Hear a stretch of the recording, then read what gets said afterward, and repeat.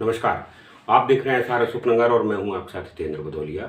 आज अशोकनगर की एक ऐसी घटना जिसने न केवल पूरे देश में लोगों का ध्यान अपनी ओर आकर्षित किया है, बल्कि कई मुद्दों पर नए तरह से चर्चा भी शुरू कर दी है। जी हाँ, मैं बात कर रहा हूँ पशु चिकित्सालय साड़ौरा में पदस्थ पशु चिकित्सक डॉक्टर पवन सिंघल की आकस्मिक मौत को लेकर। जिस तरह से उनके काम हैं और मौत की जो परिस्थितियां रही हैं, उन्होंने पूरे ज़िले में जिस तरह से चर्चाएं दी हैं, वो स्वास्थ्य को लेकर चल रही विमर्श पर एक बहुत बड़ी बहस खड़ी कर देती है। साथ ही शारीरिक रूप से जो योग है या स्वास्थ्य है, उसको लेकर जागरूकता के जितने प्रयासों को आगे बढ़ाने के काम हो रहे थे, उस दौर में भी उनकी मौत ने उन सारी चीज़ों पर भी नए तरीके से बहस शुरू कर दी है। पहले ये जान लेते हैं कि दरअसल हुआ क्या था, उसके बाद पवन सिंघल और उनसे जुड़ी चीज़ों को जानेंगे और इसके बाद ये जो चर्चाएं हैं दरअसल वो क्यों हुई, उन पर भी बात करते हैं। सुबह सुबह की बात है, मैं अपनी तरह से इसको अपने ही नज़रिए से बताता हूँ, क्योंकि इससे जुड़ी बहुत सारी चीज़ों को मैं अपने आसपास महसूस कर रहा हूँ। सुबह 5:01 की बात है, मेरी नींद खुल चुकी थी। सुबह सुबह एक फ़ोन आया जो तुलसी सरोवर पार्क के बाहर फ्रूट और सलाद की जो दुकान लगाते हैं, जूस पिलाते हैं, हरिओम शर्मा का था। कपकपी आवाज़ थी और कहते कहते ये कह रहे थे कि सिंघल डॉक्टर साहब की गाड़ी रुकी हुई है और उसमें बैठे हैं और अचेत अवस्था में है। ये बात करते करते उनके फ़ोन पर दूसरी आवाज़ थी, वो रामस्वरूप सेवरे की थी, जो रो रहे थे और बुरी तरह से बदहवास से नज़र आ रहे थे। उनको सांत्वना देने की जगह मैंने अपनी गाड़ी उठाई और सीधे घर से निकला और मुझे निकलने से वहाँ तक पहुँचने में बमुश्किल 2.5 से 3 मिनट का समय लगा होगा। जब मैं वहाँ पहुँचा तो तुलसी सरोवर पार्क के सामने का जो रास्ता है, जहाँ से खड़ाई चढ़ाई शुरू होती है, पार्किंग बनी हुई है, वहाँ पर उनकी गाड़ी खड़ी हुई थी, लाइटें जली हुई थी। किस्मत की बात ये थी कि दोनों शीशे आगे के खुले हुए थे। डॉक्टर साहब अचेत अवस्था में थे, जो आप वीडियो में देख रहे हैं। ये बिल्कुल शुभारंभ की वीडियो है। अब जो प्रत्यक्षदर्शी हैं, सबसे पहले उनसे जो जाना है, दरअसल उसको देख लीजिए कि हुआ क्या था डॉक्टर साहब के साथ में, फिर इस पर चर्चा करते हैं। नहीं जी, ये आपके सामने ही घटना हुई है बिल्कुल। मैं जो है यहाँ रनिंग कर रहा था, पास में एकदम गाड़ी रुकी यहाँ पर। मैंने देखी जो है क्यों गाड़ी रुकी है, मैंने कहा हो सकता है टॉयलेट करने का हो। 2-3 मिनट 5 मिनट मैंने वेट किया, इसके बाद मैं आया, सोचिए स्थिति देखने को मिली। तो उसके पहले का दौड़ के आ रहे हैं? हाँ, दौड़ कर मैं बाइक से जब मैं आ रहा था तो मैंने क्रॉस की, कॉलेज के पास दौड़ रहे थे। युगल सरकार पर 4 व्हीलर रखते हैं प्रतिदिन, और फिर एक राउंड 2 किलोमीटर दौड़ कर आती है। मैं रनिंग करते हुए देखा, फिर युगल सरकार से इन्होंने गाड़ी उठाई होगी। मैं आगे आके यहाँ रनिंग करने लगा। जब देखा मैंने कहा हो सकता है टॉयलेट कर रहा हूँ, देखा तो ये पूरी तरह स्वस्थ थे वो तो जो है। जी, गाड़ी देख रहे हो, ड्राइविंग सीट पर बैठे हुए हैं, गाड़ी चला के लाए युगल सरकार से। कल्पना ही नहीं कर सकते साहब, वो मैंने आंखों से दौड़ते हुए देखा है। सबसे बड़ी बात, 4:35 पे मैंने दौड़ते हुए देखा है इनको। और युगल सरकार से गाड़ी उठाई है भाई। युगल सरकार मंदिर पर गाड़ी रखते हैं प्रतिदिन, और राजमाता चौराहे का एक राउंड लगा कर आते हैं पैदल दौड़ते हुए। जैसा कि रामस्वरूप सेवरे बता रहे हैं कि वो दौड़ लगा रहे थे और शुरू में उनको लगा कि शायद किसी कारण से वो रुके होंगे, इस वजह से उन्होंने ध्यान नहीं दिया। मगर थोड़ा ही समय जब गुजरा तो उनको संशय हुआ, और इस संशय को पूरा करने के लिए जब वहाँ आए तब उन्होंने देखा तो स्थितियाँ ये थी वो। और उसके बाद कुछ फ़ोन लगाए, जिसमें पहला फ़ोन मेरा था। उसके बाद उन्होंने अपने छोटे भाई गोपाल सेवरे को भी बुलाया। हरिओम शर्मा वहाँ पर थे और उस चौकीदार, ये कुल 4 लोग हम उस समय पहले नंबर पर थे। सबसे पहले हमने उनको गाड़ी की जो ड्राइविंग सीट है वहाँ से हटाकर पीछे रख लिटाया और मैं ड्राइव करके खुद उनको हॉस्पिटल लेके गया। वहाँ पर जो डॉक्टर मौजूद थे, उन्होंने उनकी शुरुआती जांच की, जिसमें किसी भी तरह की कोई हरकत उनके शरीर में नहीं थी। फिर भी चिकित्सीय प्रमाण और दूसरी चीज़ों को प्रमाणित करने के लिए ईसीजी कराई गई। ईसीजी भी एक नहीं 2 बार कराई गई, जो पूरी तरह से फ्लैट थी। डॉक्टरों ने और भी अलग अलग तरीके से जो है जाँच की, और जो अभी संभावनाएँ जताई जा रही हैं, क्योंकि उनका मेडिकल जो चीज़ें हैं वो बहुत क्लियर नहीं है, क्योंकि पोस्टमार्टम नहीं हुआ है। मगर जिस तरह की सरकमस्टांसेस हैं और परिस्थितियाँ हैं, उसमें उनकी मौत को लेकर कई सारे जो सवाल उठ रहे हैं, उसमें साइलेंट अटैक की संभावना से भी मना नहीं किया जा सकता है, ये डॉक्टरों का कहना है। अब बड़ी बात यह है कि एक मौत को लेकर जिस तरह से चर्चाएं हो रही हैं, वो इतनी ज़्यादा क्यों है? सबसे पहले तो ये कि जब सोशल मीडिया पर ये पोस्ट मैंने डाली थी तो लोगों को सहसा इस पर विश्वास ही नहीं था। विश्वास इसलिए नहीं हो रहा था कि जो डॉक्टर पवन सिंघल योग को लेकर, प्राणायाम को लेकर, शरीर को लेकर, व्यायाम को लेकर इस जिले में नहीं बल्कि प्रदेश भर में चर्चित थे। उनने जितने बड़े संकल्प इसको लेकर लिए थे, वो अपने आप में उदाहरण थे और बहुत बड़े आदर्श थे। उन्हें लोग योग गुरु के रूप में मानते थे। हजारों लोग उनकी योग कक्षाओं से ऑनलाइन जुड़े थे। कई लोग प्रतिदिन उनके साथ बैठकर सुबह योग करते थे। योग के प्रति अपना जीवन पूरा समर्पित करने वाले डॉक्टर पवन सिंघल ने एक योगी के तौर पर खुद को इतना आगे बढ़ा लिया था कि उनकी इस तरह से मौत को लोग पचा ही नहीं पा रहे या सहसा उस पर विश्वास ही नहीं कर पा रहे। दरअसल जिन जिन चीज़ों को लेकर हम आपके बीच में बातें रखना चाह रहे हैं, उन्हें देखने के बाद ये समझ में ही नहीं आता कि इतने स्वास्थ्य को लेकर जागरूक होने के बाद क्या इस तरह से भी मौतें हो सकती हैं।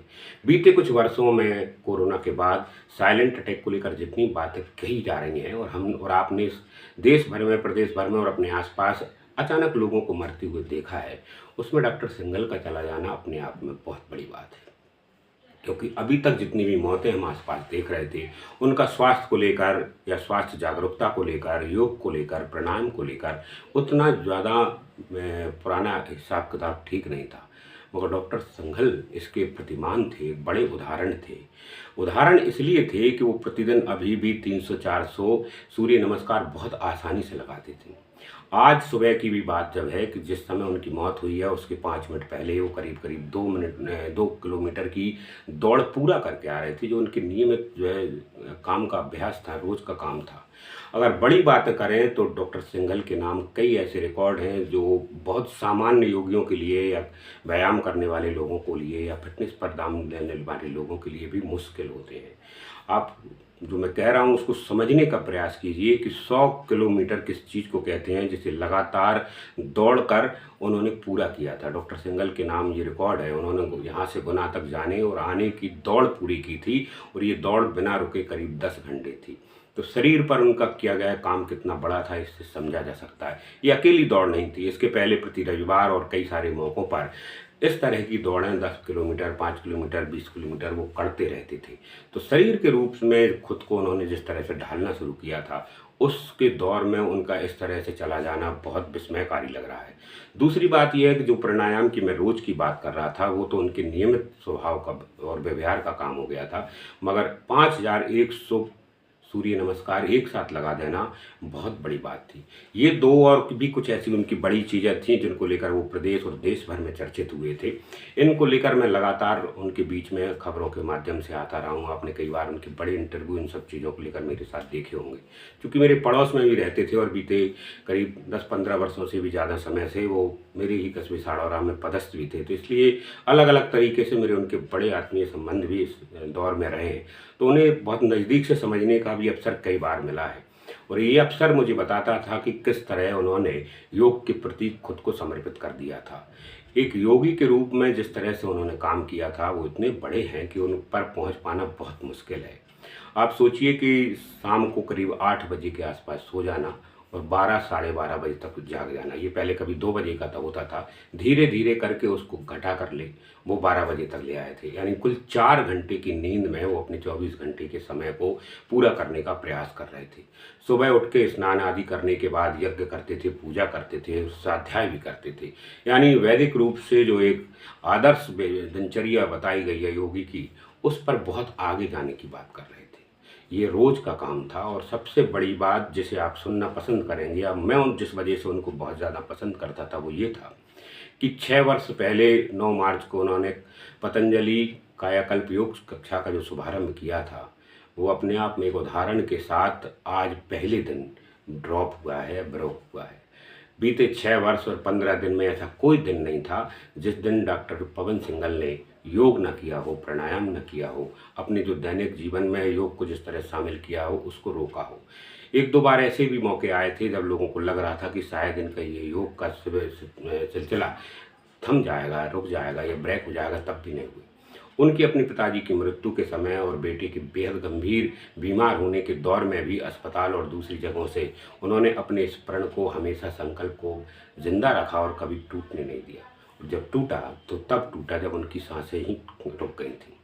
और ये भी बड़ी देखने और गौर करने और विस्मय करने वाली बात है कि जिस जगह उन्होंने शरीर छोड़ा वो जगह लगभग वही थी जहाँ बैठकर वो जो है लगातार योग करते रहते थे।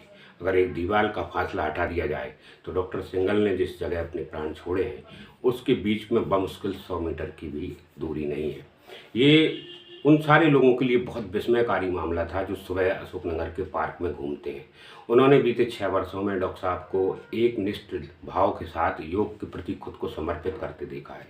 इससे भी बड़ी बात है कि खुद को तो उन्होंने पूरी तरह से योग के लिए समर्पित कर दिया था, मगर हजारों लोगों की ज़िंदगी में योग को जिस तरह से लेकर आए थे वो अपने आप में बहुत बड़ी बात थी। लोगों के जीवन जीने की व्यवस्थाओं को बदल दिया था, उनकी पद्धतियों को बदल दिया था, उसमें उनके बीच में एक नया आदर्श प्रस्तुत किया था। और इसी का ये उदाहरण था कि आज जब उनकी अंतिम यात्रा निकल रही थी तो एक पशु चिकित्सक को गुरु के रूप में लोग अपने मान रहे थे। आगे उनके इस काम को कैसे बढ़ाया जाएगा ये उनकी समिति और दूसरे लोगों के लिए अभी से विमर्श का विषय है। मगर ये बात इसलिए बहुत महत्वपूर्ण है और इस खबर पर आपके बीच में इसलिए भी है कि बीते कुछ वर्षों में या कुछ दिनों में हमने कई युवाओं को, कई बच्चियों को, कई बुजुर्गों को बहुत सामान्य सी परिस्थितियों में साइलेंट अटैक के कारण जाते हुए देखा है। और उस समय से एक नई बहस लगातार छिड़ी हुई है कि कहीं कोरोना के बाद ये परिस्थितियां तो नहीं थी। तो डॉक्टर सिंघल की बात करें तो एक जिम्मेदार सरकारी पद पर होने के कारण वो भी कोरोना की तीनों वैक्सीन लगवा चुके थे। और जिस तरह से उनकी दिनचर्या थी, कम से कम ये माना जा रहा था कि स्वास्थ्य को लेकर उनसे बड़ा प्रतिमान तो अशोकनगर जिले में कोई है ही नहीं। ऐसे में अगर साइलेंट अटैक जैसी जो संभावना बताई जा रही है वो उनके साथ होती है तो ये बहुत बड़ी बात है अपने आप में, और इस पर फिर नए सिरे से सरकारी और मेडिकली तौर पर सोचने की ज़रूरत है। क्योंकि मैं जिस तरह से चीज़ों को देख पा रहा हूँ, शुरुआती 2-3-4 लोगों में हूँ जिनमें मैंने ये शुरुआत देखा था किस तरह डॉक्टर साहब बिल्कुल अचेत अवस्था में थे, अपने जहाँ बैठे थे ड्राइविंग सीट में, बस वहाँ उनका सर लटका हुआ था, एक तरफ झुका हुआ था, लटका भी नहीं था। गाड़ी को जब मैंने ड्राइव करना शुरू किया तो वो दूसरे गियर में थी और गाड़ी बंद थी। तो दो संभावनाएं हैं कि या तो डॉक्टर साहब को इतना समय मिला होगा कि उन्होंने बंद की होगी, या फिर गाड़ी चलाते समय जैसे ही क्लच से पैर हटा होगा तो ऑटोमेटिक वो बंद हुई होगी। इन दो के अलावा तीसरी परिस्थिति नहीं बनती और वो समय भी बहुत कम मिला होगा। यानी अगर नेचुरल रूप से मौत हुई होगी तो बहुत कम समय उनको मिला है, और साइलेंट अटैक का भी अगर ये मामला हुआ होगा तो इतना कम समय मिला है कि वो शायद सेकंडों का हिस्सा रहा होगा। क्योंकि उनके पास जो रामस्वरूप से भरे दौड़ लगा रहे थे, उन्होंने जब आके देखा तो तब तक उनके शरीर में किसी तरह की कोई हरकत नहीं थी। यानी 1.5-2 मिनट के भीतर भी ये चीज़ हुई होगी, या जब गाड़ी रुकी है तब भी उनका निधन हो चुका होगा। तो ये सारी चीज़ें अपने आप में गौर करने वाली है।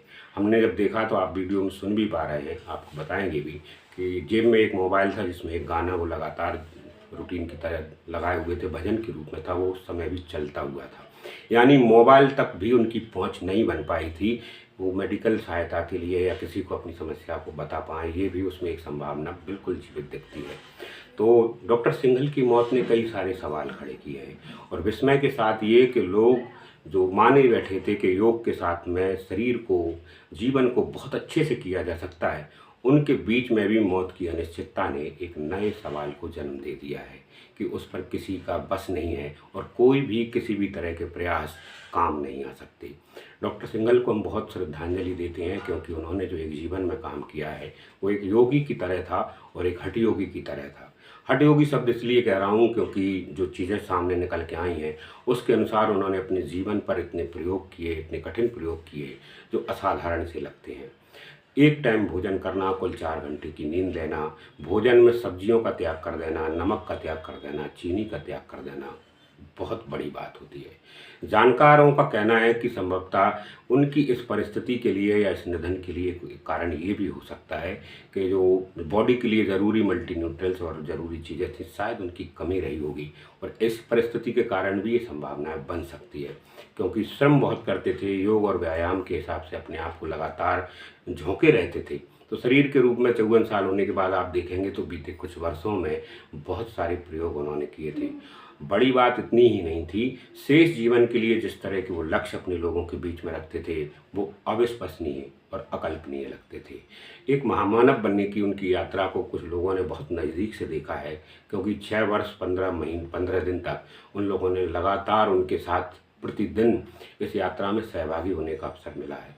तो डॉक्टर सिंघल का यूं अचानक चले जाना कई सारे सवालों को खड़ा कर गया, और स्वास्थ्य जागरूकता को लेकर या दूसरे सवालों को लेकर, योग को लेकर, प्राणायाम को लेकर जितनी भी चीज़ें चल रही हैं उन सब के बीच में मौत की अनिश्चितता पर एक बार फिर जो है मोहर लगा गया।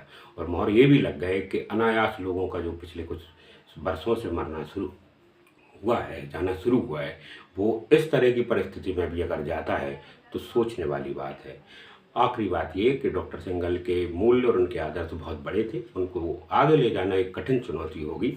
बहुत कम समय ऐसा होता है या देखने को मिलता है कि किसी व्यक्ति के द्वारा कुछ ही वर्षों में इतनी बड़ी चीज़ें हासिल कर ली हों। डॉक्टर सिंघल मूलतः अशोकनगर जिले के नहीं थे, वो श्योपुर से यहाँ नौकरी के सिलसिले में आए थे, मगर योग को लेकर, यज्ञ को लेकर, रक्तदान को लेकर, गौ सेवा को लेकर ये उनके ऐसे प्रकल्प थे जिसमें बड़े उदाहरण उन्होंने किए हैं। 2-3 चीज़ें आपको ज़रूर जानना चाहिए कि सिर्फ योग के लिए, प्राणायाम के लिए, सूर्य नमस्कार के लिए, दौड़ के लिए ही डॉक्टर सिंघल नहीं जाने जाते। एक बड़े यज्ञ कराने के रूप में उनको जाना जाता था, जो लगातार वो उनके द्वारा और उनके साथियों के द्वारा करते थे। रक्तदान को लेकर एक बहुत बड़ी मुहिम करते थे। बीते 9 मार्च को भी जब उनकी पूरी समिति का 6 वर्ष का कार्यकाल हुआ था, तब एक बड़ा कार्यक्रम किया था जिसमें जिला कलेक्टर और दूसरे बड़े अधिकारी शामिल हुए थे। इसके अलावा गौ सेवा को लेकर भी पिछले 20-25 सालों में उनके काम बहुत आगे थे। तो आज वो सारे लोग जो गौशाला से जुड़े हैं, यज्ञ हवन से जुड़े हैं, गीता से जुड़े हैं, पशु सेवा से जुड़े हैं, योग से जुड़े हैं, प्राणायाम से जुड़े हैं, उनके चिकित्सा पेशे से जुड़े हैं, सब ने उन्हें अश्रुपूर्वक श्रद्धांजलि दी है और अपने बीच से विदा किया है और उनके कामों को याद किया है। अशोकनगर शहर में बहुत कम लोग ऐसे थे जिन्होंने कम समय में बड़े काम किए और उनमें से डॉक्टर सिंघल एक ऐसा ही नाम रहेगा। उनके लिए बहुत बहुत श्रद्धांजलि और खूब सारा याद करने का समय उनके लिए बना रहेगा, क्योंकि उनके काम बहुत लंबे समय तक लोगों के बीच में रहेंगे। नमस्कार।